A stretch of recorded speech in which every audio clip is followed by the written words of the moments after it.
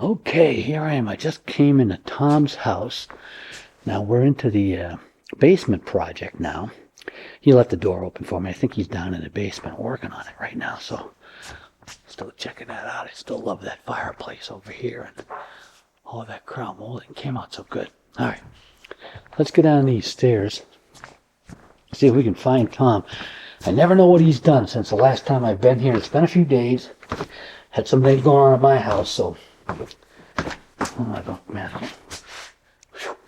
tough getting materials down here. Anyway, we'll see if he's got any kind of progress he made. Last time he was going to lay out something, and oh my God, there's walls up. Tom, where are you? I'm out here. Oh, there he is. Look at this. Yeah. Wow. Started. I'll tell you what, you leave this guy alone for 10 minutes and he puts up a whole barn. Look at this. Wow. Holy mackerel. So the whole center wall is pretty much in place. Center wall's in place. Kind of divides the basement into two sections. Yeah. This section will be bedrooms and bathroom, and the other section will be living area. Wow. Well, either you work like Superman at the speed of light, or have I been gone that many days? You've been gone that many days. Wow. And what are you doing here? Making a new frame, are you? What I'm doing now, this wall's in place. The only thing that's missing from it are some supports for walls going across. Okay, so I have to put some supports up to have nailing flanges for the walls going across for the sheetrock. Okay, well, those attached to the parts you've put up or to that metal beam, or how do they? No, they'll attach to what I've already put up. Okay. The reason I don't do it is because sometimes your decisions change as you go, and rather than putting it in and saying, I don't want to put it there, I want to move it over here 3 inches. Well, rather than doing that, I always build them, and then when I'm ready to put that wall up, I'll make sure that those supports are in and they're in the right places. Huh. So Okay. I've got that much done. The next thing I'm doing is this outside wall, the entire way. Two reasons. One is because I can't really do these walls going across and terminate them until that wall's up. Okay, right. And the second thing is that if you saw the video on the fireplace enclosure, you'll see that the way I'm going to build this is the same as I built that. In other words, build it on the sides and then frame in the middle so that it matches up the size of the window. Oh. So there's not a whole lot of room for mistakes there, because the sheetrock will go in and it has to end at the window at a certain spot. Okay. So what I'll do is make sure that what I built for the middle is flexible enough to be able to be adjusted left, right, up or down if I need to. How do you do that? How do you build in that kind of flexibility? It's not a spring or an accordion. Well, no, you screw it in, and if it's not quite right, you take the screws out and you move it. Okay. You'll find that everything for that I will screw in.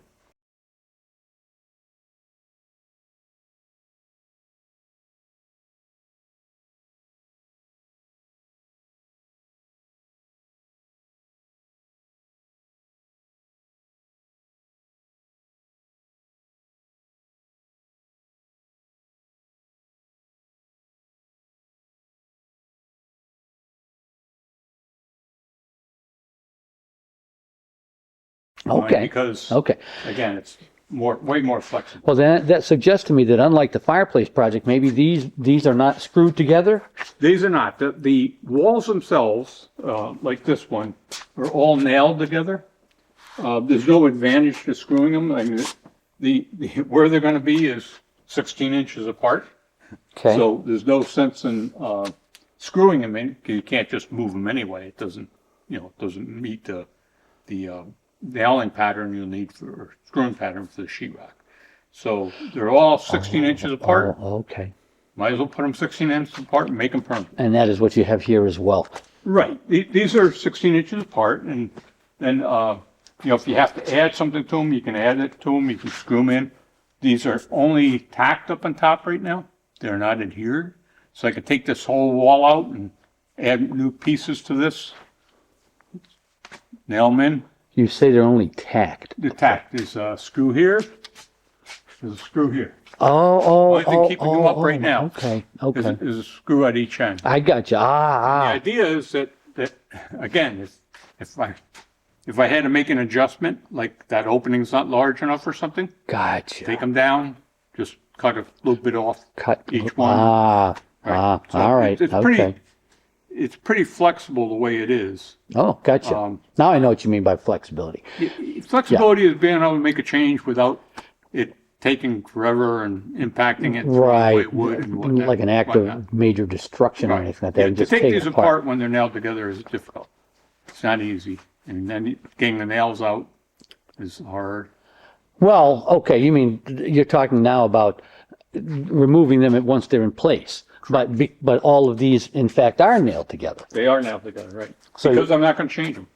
But you just said if you had to change If I had to do something, like if I have to add a piece of wood here to support a wall going across there. Oh, okay, okay. Take it down, add the piece of wood, but put it like back up. this dimension from here to this other one over here, you already know that a door frame will fit in there perfectly. That's a 34-inch opening. Okay. This will actually be a hallway because... Oh, that's right. This is a hallway. This is a hallway because that's an egress window. Right. The egress window has to be perfectly accessible. See, folks, there you go. Give me 3 days away from this project and I forget everything because we went all over this in previous videos. Yeah.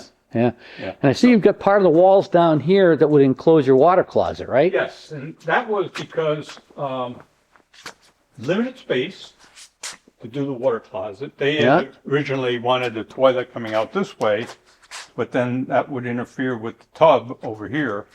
So you could not enclose it. There's just no way it could be enclosed. Okay. So, wanted a water closet, so I've turned it so the toilet will face this way. Right. It's only 5 foot long because of that pipe, and because of the wall. I had originally started with the wall in here and had to move it back to get the extra 4 inches. It'll fit a 25-inch deep toilet and a 14-inch deep vanity, which kind of seems like it's pretty small, but it's in a water closet. And if you can just wash your hands or something, you can do your hands. I mean, I can put it outside, but I think that's more cumbersome than putting it inside. Yeah. So, and you've also got to run the drainage from that over to here. The drains will come. This is a toilet drain. Right. The drain will come around and intersect with that pipe. Intersect with that pipe. And there'll be a vanity, double vanity over here, or 2 vanities maybe, over here, and they'll come around and go. And they'll go into that same one over there. Okay, gotcha. Yeah, that's a vanity drain, according. And that's this, of course, is your shower drain. This is my shower drain. Pump over there. Pump over there. Yeah. I'm going to put I have a utility tub over there, a large one. I'm just going to put it in this area somewhere. I'm not sure exactly where. Right. Wherever it seems to fit. Right. Cool. So that's why I did that, just to make sure I could fit it in, and that was the hardest thing, was figuring that all out. All right. So it looks like you got the I don't know what you call these uppermost boards up here. What's that top one called? Wood. Well, okay, but I mean it's. I don't know if it had. I mean, it doesn't, not a header or anything like that. I mean, no, a header would be on its side so that it's providing more support. Oh, okay. That is just a board attached so they can attach to it to get a wall underneath the. Okay. So, and how is that affixed to that beam? Each section is 4 sections that I use 1 tube of extra strength liquid nails. Okay. And that's all to code to do something like that? I talked to him about that. He said, originally they said you have to use mechanical fasteners. And I said, this is what I did. And he said, that's fine. It's perfectly acceptable because it's not weight bearing and it has no movement in it for any reason. Right. So he said that'll be fine. He said the main reason that this township doesn't make that as one of the possibilities is because they can't inspect you when you're gluing it. So they want to be able to look at everything and say, okay, is that sufficient? Okay. They can't really see if that's sufficient. I see. Okay. With the amount of glue I used, they knew that it was fine. Now I'm just curious. I've never done this before. Do you document all that with the guy with an email to make sure that it's in writing so that in the future if an inspector comes... I always ask my questions in writing. Okay. Unless there's a diagram, like there's a diagram involved, how wide that had to be and how big the doors had to be now into the bedrooms to access the egress. And those I just got, I mean, he read them out of the code book, which is fine. But for the most part, when I have something that's either not questionable, but one way or the other, usually ask in writing and make sure I got okay. some backup for that. Makes perfect sense. That's what I would want to do too. Yep. Just in case. What am I looking at here, sticking up here? Is that a shim? That's a shim. It's one of our magic shims. Shims, yeah. Okay. That's to keep something in place while it's going up. All right. Gotcha. So, wow. All right. So all these now, this is a question I probably should have asked about 8 videos ago. These are 16 inches on center, right? It's not 16 inches between them. Right, it's 14.5. Okay, so these are all 16 from 16 center, inches on center, from center to center. 1.5 pieces. So there's 16 inches left edge to left edge and right edge to right edge, which is usually what you end up. Say that again? 16 inches. There's 16 inches center to center. They're also 16 inches. Yes. Right. Yeah. And the reason I say that is, I mean, laying these out, getting 16 inches is fairly easy. Do it on the floor, you mark your boards and like that. When you put a section, they all have to be 16 inches apart. Oh. All the way down. Otherwise, when you sheetrock it, an entire wall, the sheetrock, which is 4 foot wide, won't match up with the joists. Right. Okay, so I think I'm finally going to come down here and see an example of how you accommodate that, because this board does not come right to the edge, right? So, Yeah. so that's What I do is, every step of the way, and you can see some of the markings on the floor, I'll find an absolutely true 16. All right, so that's 16, 32. All right, so I can go from this is true in terms of the spacing. okay. I do this every time. I come all the way down here, and here's one that's pretty close. And then we're back right on the money, okay? So each of these studs is 16 inches on center, even though they're not connected in any way, Okay. okay? And it's fairly important, because otherwise you end up having to, trim your sheetrock to fit in because it's 4 foot long, or, unless I mean, eventually you'll have to trim it because you have to trim it. maybe your last piece or something like Right. that, but all the rest of You have to cut your end Okay. pieces and stuff like that, but in between, it's 4 foot on center. Uh-huh. And I'm looking at another smaller example where instead of coming flush with that edge, so you're doing this as you're erecting these to make sure that your studs are always on 16-inch centers. Always on 16 centers, top and bottom, Top and bottom. okay? Because you plumb them, but that's not as accurate as measuring them, top, measuring them on the bottom. Right. When I actually, the way I build this is I go on the floor, make all my measurements, mark all my studs, put my board down, transfer them over to my board, transfer that board to the top board. So you're not using a plumb to say that they're plumb. What you're doing is marking them, making sure that everything's square, and then you only have to basically do one board. They're all going to come out just perfectly. So the ends are what I do. I did this to make sure it's plumb, this to make sure it's plumb.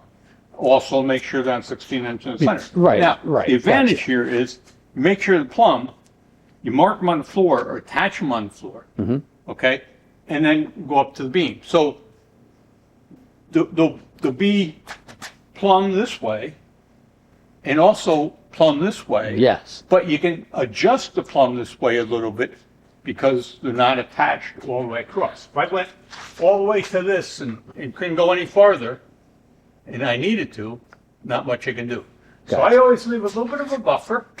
Uh-huh. To cut the fudgy-maku, is that what it's called? Fudgy-coo. That's Fudgy-coo. Fudgy-maku. I like that one too. Yeah, so that just a little bit of space so that if you have to adjust something, you can adjust it. Okay.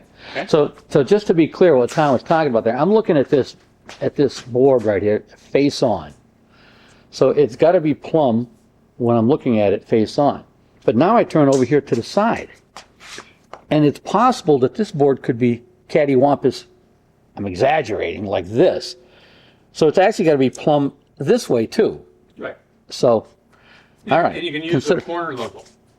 Corner level. Corner level. Mm. It's the level that goes on both sides. Ah. It straps on, Okay. and then you can just All check right. them without having to All right. keep moving your level from one to the side to the other. All right. So, Tom, another thing occurs to me here. As I stand here looking down your walls, they look pretty darn good to me. By which I mean, all along here, they look like they're in perfect line with one another. Well, that is true right up here, that they are a perfect line. Okay. The bottoms are not attached.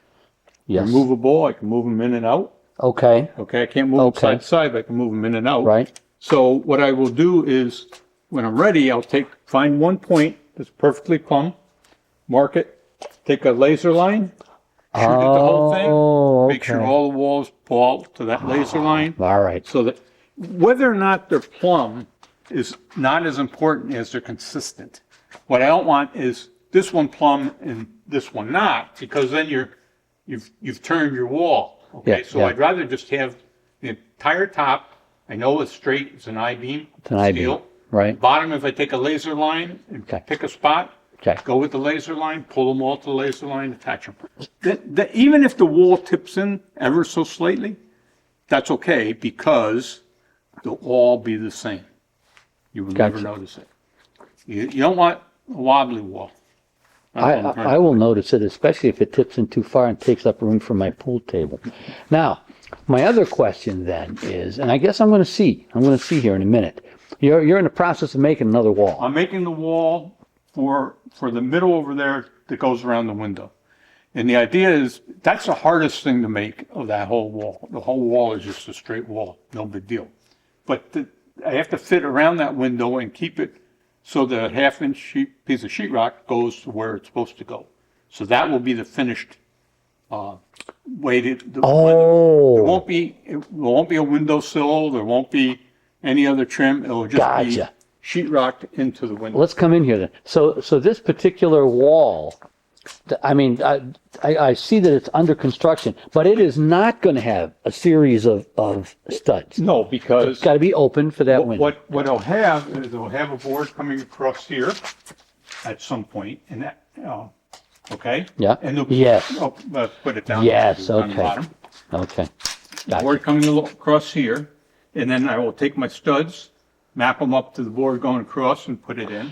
And as you say, as you reminded us a minute ago, the construction and the idea behind this will tend to it'll look familiar to anybody who saw the fireplace video. Exactly, because it's built the same way. You build the outside, fill in the inside. Okay? Gotcha. You Okay. can do it 1,000 other ways if you wanted to measure that all out. Okay. I can't get it right if we do it that way. So this way I've done many a window and door, and they work out great if you take them a step at a time, as opposed to trying. And can I assume that the distance from the very bottom of this to the very outside edge of that beam is your full 8 feet? Yep. Okay.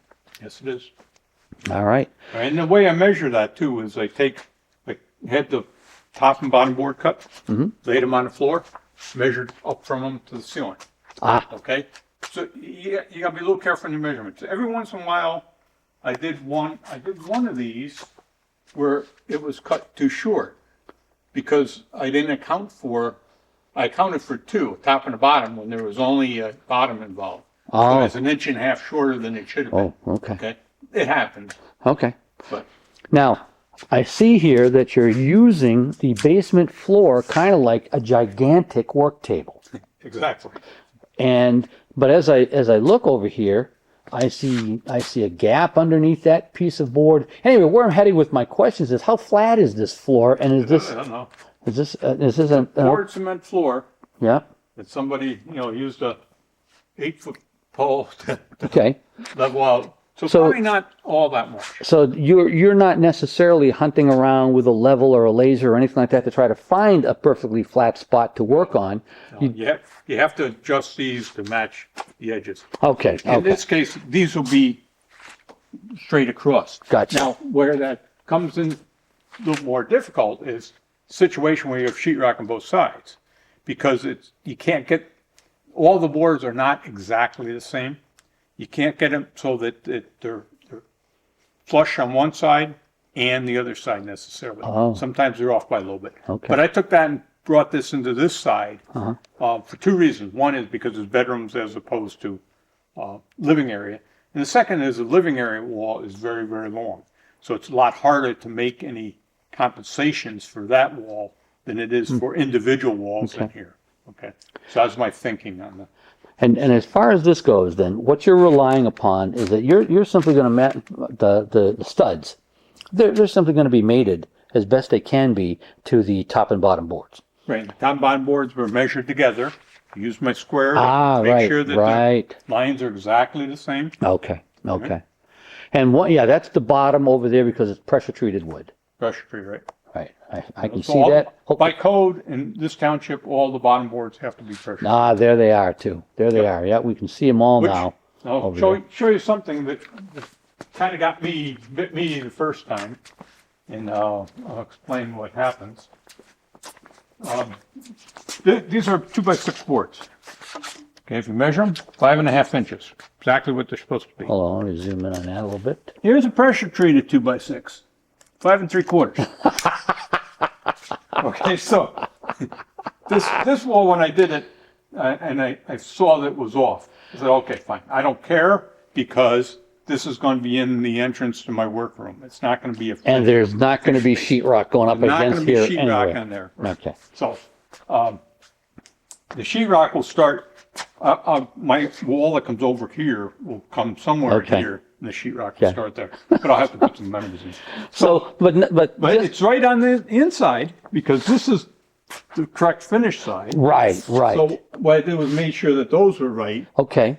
Which is a little bit of thinking. You got to, when you're building this, you got to have it right on the top, but wrong on the bottom. Gotcha. So.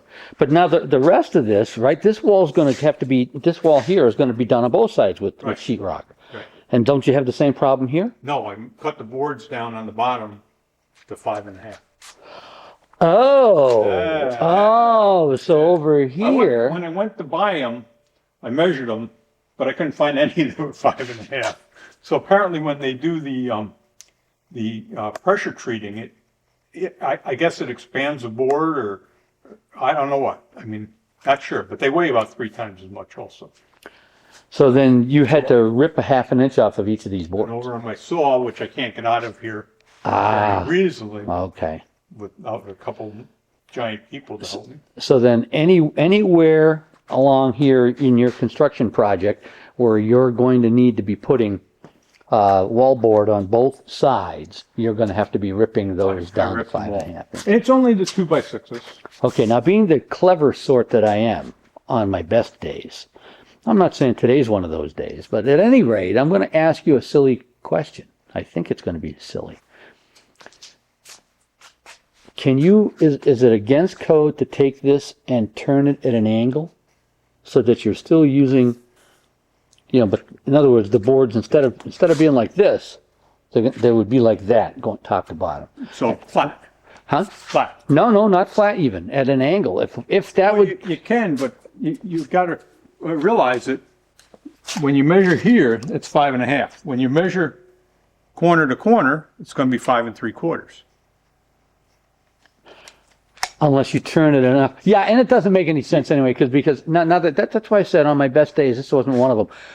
That idea wouldn't be good because what do you nail your wallboard to or screw it to? Right, but it does apply. Okay, I've done these where you hit a 45-degree angle. Yeah. Or, the walls come in, so you have the 45. So you have to cut them. You have to cut them at a 45 along their length. Okay, so that the surface is. Wow. Yeah, you got 2 of them. Okay, one like that, so that they touch together. So you got to nail it. So you have to come at 45. And you could do that on your table saw. You can do that on a table saw. Not trivial. Right. Because these. Right. The first thing is that the boards want to kind of hop off the table saw when you're doing them. Oh boy. So it's a little bit hard, and you want to make sure you don't cut anything off your person. Yeah. So it always handy. You got to be careful. Yeah. Table saw, you got to be careful, and I'm kind of getting to the point where I use it as infrequently as possible. You know, I'm trying to think. I think my dad had both kinds. He had a table saw that where the blade came up from the bottom. Then he had another one with an overhead beam or something like that with an overhead saw. Yeah, they make sliding Yes. saws. They make those for cross cutting mostly. I don't know if Can you rip with them? I think he did, but well, that would be a long rip. I mean, yeah. Well, if the thing rotated 90 degrees. oh, okay. Yeah. I guess you could do that then. Yeah, I thought. And slide it against the fence and. You know, that's my recollection, but listen to me talk about what I try to remember from 50 years ago. I mean, I can't remember what I did 50 minutes ago. Yeah, I'll show you my table saw and give you an idea of, I mean, it's fairly simple, like I said. Yep. I mean, what I think you said your father's doing was he just used the fence and turned the blade. Well, he had an overhead thing. It was kind of like this. Yeah, right. But it would slide against so you could. Yes. Right. Yes. Right. So you could cut this way. Right. Correct. Moving it. Correct. With the board against the fence. Correct. Right. This one you have a fence, movable fence, and set up for. And what made me think of that when you said in this saw, you know, depending on how you use it, at a 45-degree angle, the wood might want to pop up off the saw. Right. When this goes to 45. Yeah. It's pushing, the blade is pushing the board up on either this side or this side. Yes. So, right. You know, it's holding it down too, but it's pushing it up, so it has a tendency to slide out. Right. And the last thing you want to do, obviously, and you have to put the blade up higher. Right. Because it's a thicker when it's at an angle. Nasty little blade. It's just, I try to do things on 90-degree angles whenever you can. Whenever you can. I mean, I used to use this all the time, but as age came up, I'm a little more cautious about using it at all. Yeah, okay. A little more cautious about all tools, as any homeowner should be. All right, so I get that. Right. So I mean, I've been jabberjawing here for the whole time I've been here. So impressed with these walls already. So what were you in the middle of doing that I interrupted? Were you putting that wall together? That wall. I'm building the wall, the outside wall for around the window. Okay. And then once I have that in place and held on the top, screwed in, then I can start doing my measurements from what I have and kind of build it, again, step by step, one piece at a time. So is there going to be another one of those beams coming in over here? Another stud? This is the outside. Everything else will be built inside. Right. Okay. Okay. So I have to have a cross member. I have to have members going up. None of them will go the full distance. Okay. Because, but the other thing, excuse me, what I'll do is I'll put some what they call jack studs here. So when you have board going out, and there's jack stud in there. Because theoretically, somebody's going out that window, they're going to step on that to get out. So you want to put enough support under the studs and the edge. I got so you want to make sure that that's a solid surface. Yeah, right. Gotcha. Of course. All right. Now I notice because when you did the fireplace enclosure, which again, this is reminiscent of, you screwed everything together, but here I see what looks to me like a nail gun. Yes. So you're nailing this together. I'm nailing the studs together. You're nailing the studs together. You're nailing the studs. What are you calling these two boards? Those are top board and bottom board. Ha! Very clever. Smart ass. I don't know if everybody calls them that. So you're using the nail gun to affix the studs to the top and bottom. Studs, the frame material so far with the nail gun. Okay. I will do these studs with nail gun. But when I start doing things where the measurement is kind of precise. Okay. All right. If you do it with a nail gun, if you put a board across here and nail it in, how do you get it out? Yeah. Okay? Yeah. It's not like you can knock the two sides out of the way. Right. So then you have to start disassembling your whole thing. Okay. So I'd rather do it slower with screws. If I have to make some adjustments, it's easier to make. And if I recall, well, I don't have to recall this much. I do know. If you're using this nail gun and there's no air compressor like there was upstairs, this is one of your other nail guns, and it doesn't use compressed air. Right. Uses fuel. It shoots. Am I going to get to see that? You're going to get to see that, but you need to put some ear protection on. And I did bring some, so I'll go grab that. Now are you in the? I'm gonna suit up. You're gonna suit up? I'm gonna suit up. All right. All right. I'll be right. We'll pick this up in a second.